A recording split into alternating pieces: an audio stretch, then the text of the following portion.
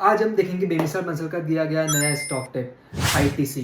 क्या ये सही इन्वेस्टमेंट है या एक और हाइप? चलिए देखते हैं। और मार्केट वोलेटाइल हो सकता है, तो एक बड़े स्टॉप लॉस के साथ ही आईटीजी में डिलीवरी की बाइंग दे रहा हूं।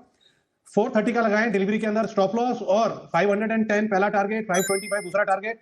तो जो स्टॉप लॉस 430 का दिया गया था वो हिट हो चुका है और अब स्टॉक 412 पर ट्रेड कर रहा है। लेकिन अब सवाल है आगे क्या करना चाहिए। चलिए कंपनी के फंडामेंटल्स और टेक्निकल से देखते हैं। आईटीसी भारत का सबसे बड़ा सिगरेट मैन्युफैक्चरर है and it holds 80% of total market share. Cigarette ही नहीं, कंपनी के पोर्टफोलियो में आते हैं मोर देन 25 ब्रांड्स, जिसमें आते हैं आशीर्वाद आटा, सनफीस्ट, बिंगो, येप्पी, क्लासमेट और मंगलदीप। कंपनी अगले कुछ सालों में अपने बिजनेस के अंदर 20 करोड़ रुपए इन्वेस्ट करने वाली है और जनवरी 2024 के अंदर आईटीसी ने अपने होटल सेगमेंट को डीमर्ज कर दिया है और अब वो आईटीसी होटल्स लिमिटेड के नाम से लिस्टेड है। Return on capital employed company का चल रहा है अराउंड 37.5%, इंडस्ट्री एवरेज से काफी ज्यादा, विच मींस कंपनी कैपिटल का सही से इस्तेमाल कर रही है। कंपनी लगभग डेट फ्री है, विच मींस फाइनेंशियली स्टेबल।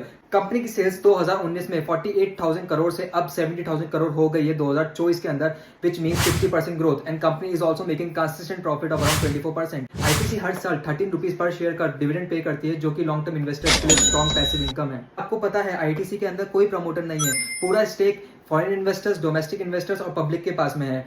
अगर आप जानना चाहते हैं कि कब किसी कंपनी में कोई प्रमोटर नहीं होते तो कमेंट डाउन बिलो। स्टॉक का प्राइस अभी 412 चल रहा है। स्टॉक अभी 2 साल पुरानी प्राइस पर मिल रहा है। मेजर सपोर्ट है 392 एंड 378। 378 के नीचे गिरने पर और गिरावट आ सकती है और मेजर रेजिस्टेंस है 420 का। स्टॉक ने 2020 से 250% का रिटर्न दिया है और स्टॉक अभी 2 साल पुरानी प्राइस पर मिल रहा है। लॉन्ग टर्म चार्ट में फ्लैग एंड पोल पैटर्न बन रहा है, ब्रेकआउट पर रैली आ सकती है और रिसर्च फर्म्स का भी बाय रिकमेंडेशन ही है। आपका क्या व्यू है? क्या आप आईटीसी में इन्वेस्ट करेंगे? कमेंट करके बताओ और फैक्ट बेस्ड स्टॉक एनालिसिस के लिए फॉलो करो।